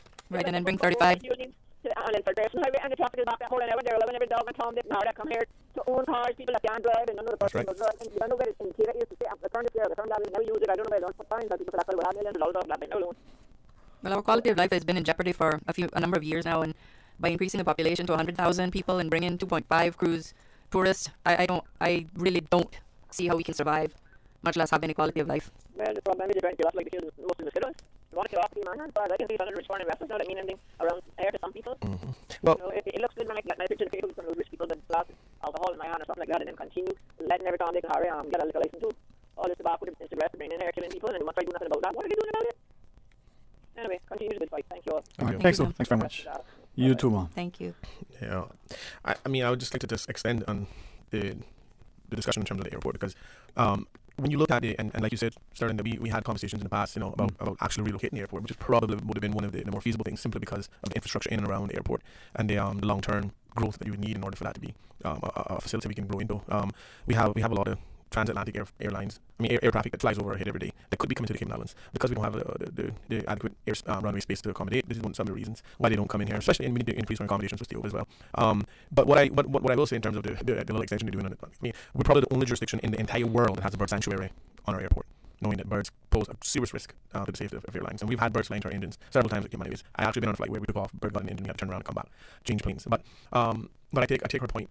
And I agree and I support her point in terms of extending the runway. If that's the location we're going to remain for the next 50 to 100 years, we're going to have to make the provisions in order for that to work in and out of the Georgetown area. The Foster's location, she's absolutely right. The redevelopment plan is to close that whole entire area off, extend the terminals and all those things, build new hangars and different things in that area.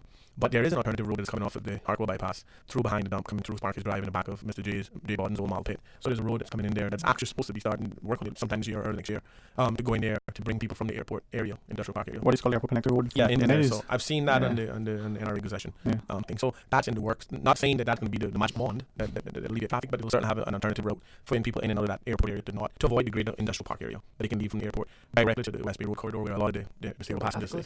So, and I think what happens to a lot of times with a lot of people who rent cars, they get in the industrial area and get confused. I've always said this, even when I worked with immigration, we had a workshop at the old Tower building about how to improve different things in tourism, and one of the suggestions I put in the box is that from the airport to West Bay Road, we should have a colored stripe line. I mean, you pick a color that's different from white and yellow, let's say maybe blue, just tell the tourists to follow the blue line, and then that'll take them straight into the West Bay Road corridor, which there would be no confusion. I thought that would have been a very crafty idea without them spending a major revenue to fix it, right? And a big help. And a big help. And you could also have that line turn into another color that takes you to Sandbar and Stingley City. And, I mean, when you want to go to Rum Point or Smith Cove, you just branches into different colors. But again, that's just something they can implement. And it's very simple, just paint. Yep. And but I think that Shirley hit the nail on the head in terms of social quality for Caymanians and for people who are here. We have 130 different nationalities in our jurisdiction. So that's 130 different cultural influences, right, that we have to adapt to. And I think we've done a very good job thus far. But if we continue to believe that increase in numbers, such as cruise passengers that clog up the streets and the places that all tourists go to, is going to have a positive effect. Yeah, we're going to increase some revenues on the hit tax. Yeah, we're going to increase some revenues for the tours and maybe some of the shops. And I still have a very good argument about merchants getting any more revenue from increased numbers. I just don't see that being the case. The numbers say otherwise. But when we look at the redevelopment of Georgetown and the revitalization, and Charlotte would be one of those people who are eyes on because she works in and out of the area and she's been doing that for a long time. How in the world are we going to revitalize Georgetown, right? When you can still have industrial activities such as, aggregate coming in on the port, container trucks moving up and down in the essential hours of social hour of the Cayman Islands. So we need to come to the realization that the port, the cargo port facility has to come out of Georgetown. We can enhance, upgrade, and provide a better service for cruise passengers in and out of the Royal Water terminals if we were to accommodate specifically for cruise in that area and take cargo out of that area. And there are many places, there's many suggestions that we just need to do that. So if we're going to make an adjustment into our mindset in terms of having to go somewhere else alternatively for the port, we need to use that for cargo, because cargo is the umbilical cord of the Cayman Islands. It's our survival. It's what we need. So having to because cargo right now takes at the base when it comes to the port, because it waits till all crews are finished in the day before it resumes its daily activity. And I think that cargo should not ever have any hindrance. When it comes in, it should be able to be distributed in a timely way that so that consumers will have an opportunity to not feel any discomfort of not having certain things on the shelves that are available to us. Hurricane Dorian didn't even hit Cayman, and we saw where cargo ships had to be diverted because of the bad weather, and some of the supermarket shelves were not as sufficient as they used to be. All right. We'll pause, take a quick break, join our callers when we return as well, and see if we can address the issue on YouTube. Thanks to one of our callers for pointing that out to us. Please stay tuned for Talk Today. Follow Radio Cayman on Twitter. All the latest information, breaking news, community events, and more. Follow us at twitter.com/Radio Cayman. Radio Cayman. Radio Radio Cayman's newsroom. These are the biggest stories right now. With your latest headlines, I'm April Cummings. The Elections Office says as of October 1st, 2019, a total of 21,217 individuals will be registered and able to vote in the Cayman Islands. The figure takes into account 116 additional voters who have joined the list since July this year, and 65 individuals who have been removed either due to death, incarceration, or mental illness. The increase of 116 voters is more than double the 51 additional voters who were added to the list in July 2019. In international headlines, the Pentagon says it will send 1 Patriot missile battery and 4 radar systems to Saudi Arabia, in what officials have said are the first steps to help the kingdom protect itself against Iranian attacks. Military leaders have been working since last week to decide how to respond to what U.S. officials call an unprecedented Iranian attack on Saudi oil facilities on September 14th. The gap between the haves and the have-nots in the U.S. grew last year to its highest level in more than 50 years of tracking income inequality. That's according to U.S. Census Bureau figures released today. Income inequality in the U.S. expanded from 2017 to 2018, with several heartland states among the leaders of the increase, although several wealthy coastal states still had the most inequality overall, according to the figures. GM says striking workers now will get company-paid health insurance 9 days after telling union leaders that the coverage would be cut off. The automaker said in an emailed letter to the United Auto Workers that it will keep benefits in place due to, quote, significant confusion among its members. The letter dated Wednesday says employee health and well-being are GM's top priorities. The about-face came after workers howled, and GM received withering criticism from politicians and social media about cutting off the benefits. Those are your headlines. From Radio Cayman's newsroom, I'm April Cummings. Radio Cayman, the voice of the Cayman Islands. What's happening in your community? News and information, music and more. You can find us. www.radiocayman.gov.ky. Like us on Facebook and follow us on Twitter. Radio Cayman is your choice, your voice for today's biggest news. Radio Cayman.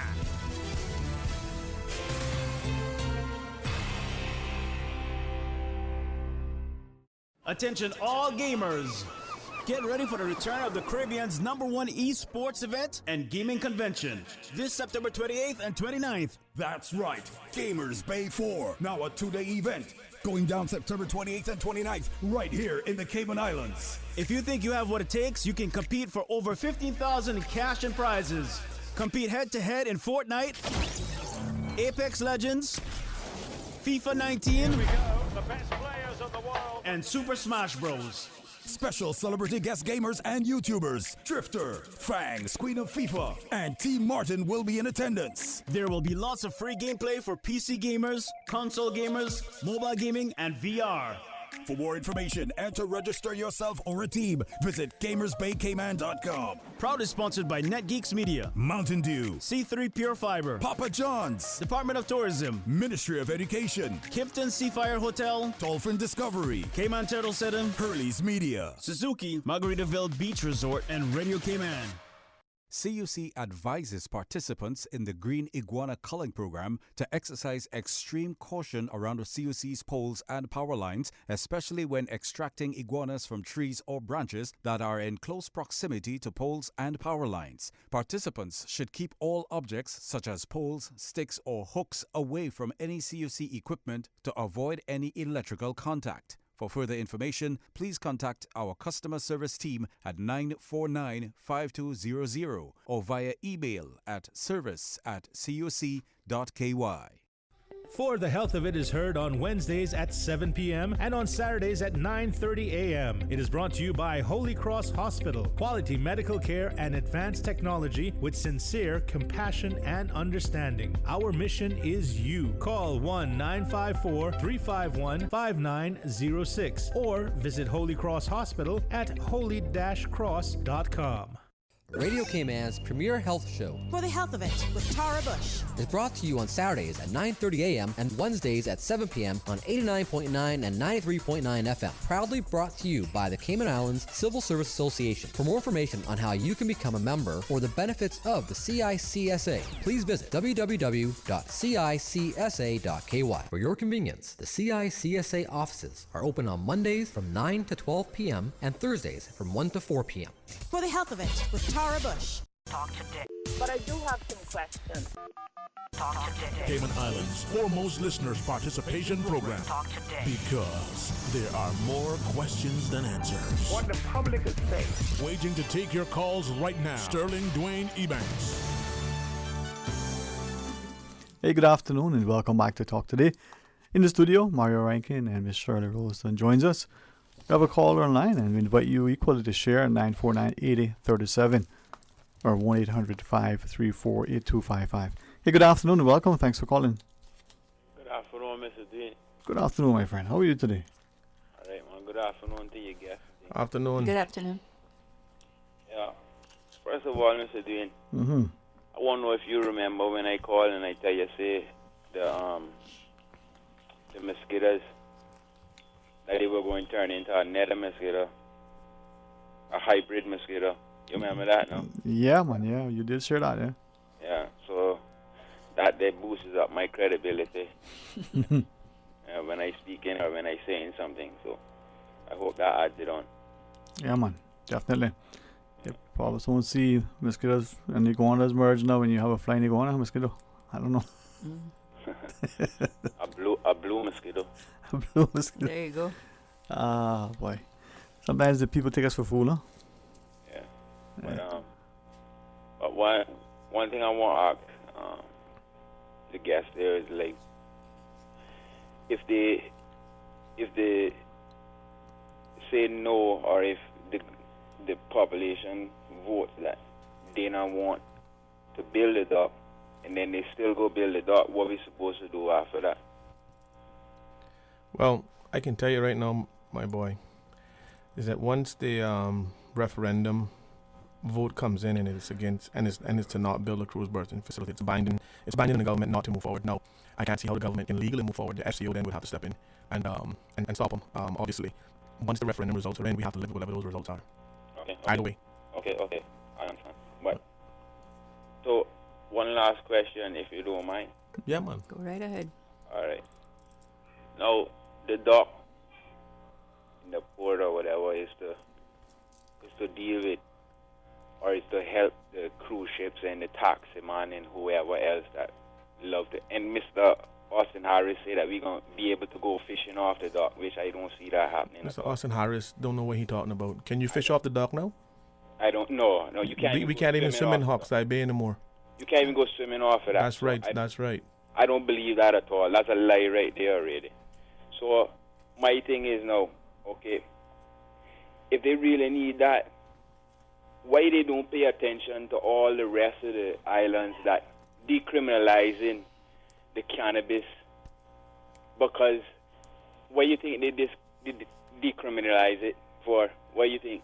Because they running out of money. Where they got all of this money to keep on locking us up or to keep on prosecuting people? Yeah. No, I know me and you had disagree about this, Mario, and I don't have no business, but me and you still have something that we can agree about. No, one thing we agree about is I don't believe in building this port at all. You too. Yeah, I didn't disagree about legalizing and decriminalizing marijuana, and I never disagreed with that.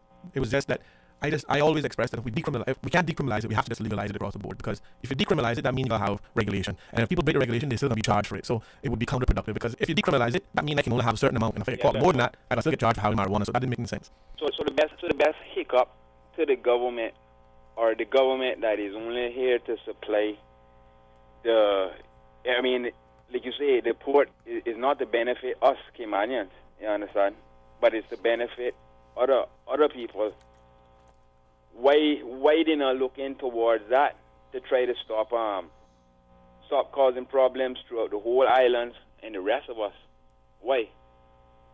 I would like to know why that we can vote for that to stop that. to stop looking at people, stop locking up people for doing something that is almost legal around the whole world now. Yeah. The thing is, Daniel, I think what the biggest problem is, and I'll tell you this, is because number one, most governments are still kind of confused as to the jadedness that comes from legalizing marijuana. And for me, what I disagree with when it comes to the marijuana thing is not that I disagree with them legalizing the rights for people to smoke it or whatever. I just say that I think that when you legalize marijuana, it has to be that people can consume it in the confines of their own homes or their land or their property. I didn't subscribe to saying, okay, we want marijuana legal to the point where a person can be sitting on the park bench in a smoking area smoking marijuana. I don't subscribe to that, or even cigarettes, or even any of those things. I think it should be a private dwelling in their own capacity. No one should be able to come to your house, Daniel, and see you in your backyard having a smoke of whatever it is you want to smoke, and say you under arrest. Because especially marijuana, and I'll tell you why. Because when you look at the global effects of secondhand smoke from tobacco, that's a profound, stark difference when you compare the two. And and obviously, big pharma controls ultimately what most governments do, and that's where the problem starts. Mario, hold on. I was talking to Mr. Steve McLean. Mark Field. Sorry, and he said, no, we can't do that. We can't go and vote to change the laws. And I was going to ask him, how did we implicate the laws? Did we vote for the laws, or did we vote for it to be illegal here on this island, or did we just follow the global works of the international laws? And that was a global standard that most countries had in place. You're right. It wasn't no voting for that, right? No. Okay. Call it that. Thank you very much. All right, man. Yeah. Appreciate it. Is that a final break, Mr. Fox, or no? All right, quick short break. When we come back, we can continue. Maybe I can invite you to recap. Perhaps you can share more with us in relation to the petition and the referendum process, as you wish. Those listening, equally invite you to share your thoughts. Stay tuned for Talk Today. A caring and community spirit, cherished family and cultural values. These are some of the things that still embodies the Caymanian way of life in the Eastern Districts today. Savannah Pharmacy, your neighborhood pharmacy, located in Countryside Shopping Village, is delighted to offer products and services of real value. Whether it's catering to your family's medical needs or carrying apparel, gifts, and beauty products, Savannah Pharmacy provides you with more than just prescriptions. Remember, they're always just around the corner with everything your family needs and convenient opening hours, including Sundays and holidays. Savannah Pharmacy. For more information, call 946-3336. Aw, look at you, killing it at this parenting thing. Ever had a moment where you had a horrible day at work and you overindulged with alcohol? Or when you spoke out loud about how badly you needed a drink, not realizing your child was in the back seat? Parents, you have a significant influence in your children's decision to experiment with alcohol and other drugs. Let's reduce underage drinking and substance use amongst our youth. It starts with one conversation. This message is brought to you by the National Drug Council and Radio Cayman. For more information, log on to ndc.ky. Radio Cayman's Super Jam Show, the #1 drive time entertainment show on your radio, featuring Will Sinatra. Enjoy a mix of pop, hip-hop, dancehall, and soca, and an entertainment trivia section. Another proud sponsor of the Super Jam Show. Merengue Town. Time to feel the rhythm. Time to feel the vibes. It's time for Merengue Town.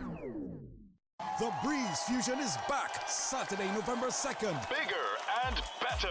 Now featuring a 5K walk run and a 10K run for half marathon trainers. Join the fun and help raise funds for the Central Scranton Park and the NCVO. Save the date or register now at CaymanActive.com or at Radio Cayman Studios. Registration is only $15 if registered by September 30th, and all early registrants enter to win a Cayman Airways voucher. The Breeze Fusion 5K, 10K walk run, Saturday, November 2nd. Talk today. But I do have some questions. Talk today. Cayman Islands' foremost listeners' participation program. Talk today. Because there are more questions than answers. What the public is saying. Waiting to take your calls right now. Sterling Dwayne Ebanks. Okay, good afternoon. Welcome back. Thanks for sharing with us. And thanks equally to Mario Rankin and Shirley Rolston for joining us. If you were with us earlier, Shell Lockwood was our guest, but Shelley returned. She only had, a limited lunch time. Why? Sometimes that's how it works. Before I ask you for continuing dialogue, we do have another call on as you go to our phones. Welcome. Thanks for calling. Hello? Hi, good afternoon. How are you today? Yes, okay. I'd just like to explain this a little maybe to try to make it a little bit clearer about how the cruise people are going to pay for this birthing facilities, not the government. Okay. How can that be if they are going to hold back the head taxes that they would for each passenger as each ship comes in? That's what they say they're going to use to help build the birthing facilities with. Therefore, we will not be getting that revenue. So we are paying for it. Exactly.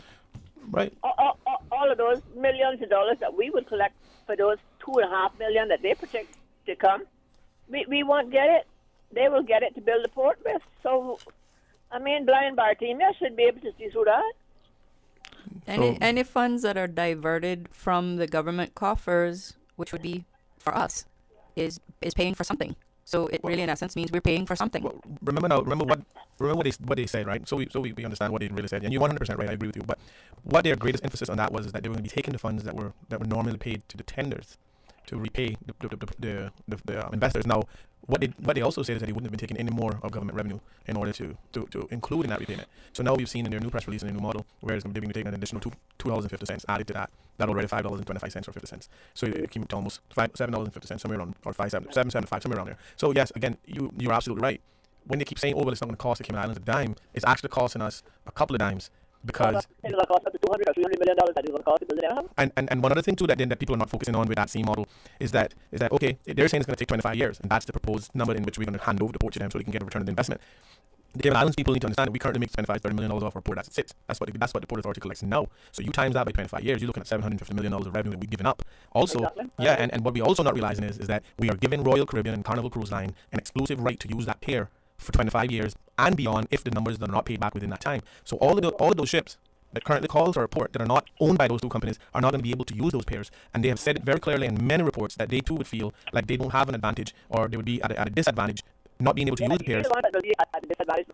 And they will leave and go to other ports. Now here's the interesting thing about that fact. If those ships that are currently coming here now that are not going to be able to use the pairs go to a different jurisdiction, then that potential revenue from the tendering that they claim is going to be paying back for it disappears. Now, is Royal Caribbean and Carnival giving us a 25-year guarantee that they're going to bring 2.5 million people to our shores so that we'll be able to pay back that investment in 25 years? Or is it the fact that they're going to do us what they did to Falmouth, made them build a pier and then they redirected their ships to other places? So these are the concerns that we have, and you're absolutely right. We are paying for this pier. We can't be tricked into saying that oh well, they're going to use the head tax or the tender money. All that money goes into central government revenue, and the local company that benefits from tendering the Caymanian-owned companies that employ Caymanian people.